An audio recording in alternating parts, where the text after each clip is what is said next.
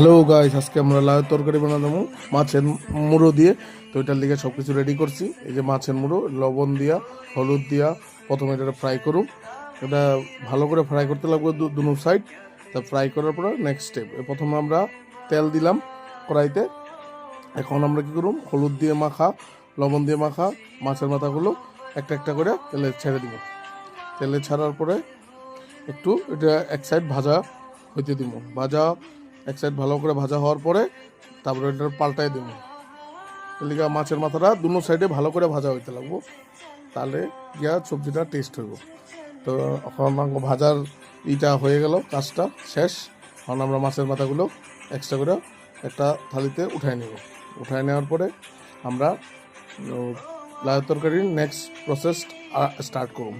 তার লিগে এখন একটু তেলটা কমে গেছে, তার লিগে একটু তেল দিলাম। তেলটা দেওয়ার পরে আমরা এখানে শুকনো লঙ্কা দিয়ে দিলাম। শুকনো লঙ্কাটা হালকা ভাজার পরে তেজপাতা দিয়ে দিলাম। তো তেজপাতাটা তো হালকা হওয়ার পরে তার উপরে আমরা গোটা জিরা দিয়ে দেবো। তো এই গোটা জিরাটা হওয়ার পরে আমরা কী করব, কাটা লাউগুলি আমরা কড়াইতে দিয়ে দেবো। তো প্রথমে কাটা লাউটা দেওয়ার পরে আমরা একটু একটু লাড়াচাড়া দিতে লাগবো। কাউটা লাউর পরে লাড়াচাড়া এরকম করে সুন্দর করে মিক্স করে দিতে লাগবো। তারপরে এটা কাঁচা চালার পরে এটা মধ্যে কী করবো, আমরা কাঁচামরিচ দিয়ে দেবো। তারপরে এটা পরিমাণ মতো লবণ আমরা দিয়ে দেবো, যে যেটুকু খায়। তারপরে হলুদ এটার মধ্যে অ্যাড করে দেবো। তারপরে হলুদটা দেওয়ার পরে গোটা জিরার গুঁড়া অ্যাড করে দেবো। তারপরে এটা সব কিছু দেওয়ার পরে এটা একটু লাড়াচাড়া করে মশলাটা মিক্স হওয়ার লিগে লাড়াচাড়া করব।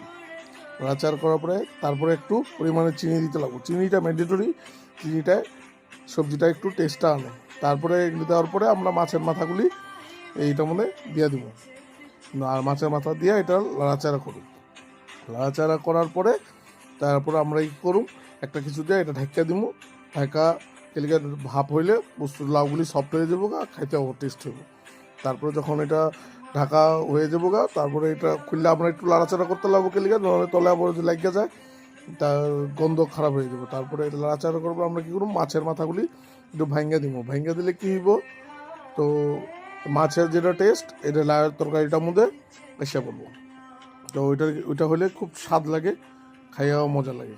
এটা আমরা ভাঙ্গা সুন্দর করে এটার লগে মিক্স করে দিব। মিক্স করার পরে আমরা নেক্সট এখন আমরা প্লেটিং করব। প্লেটিং করার লিগে আমরা প্লেট নিলাম। দেখেন লাউ তরকারি খুব কম সময়তে মাছের মুড়ো দিয়ে লাউ তরকারি রেডি হয়ে গেল। তারপর আমরা একটু ধন্যবাদ উপরে দিয়ে দেবো।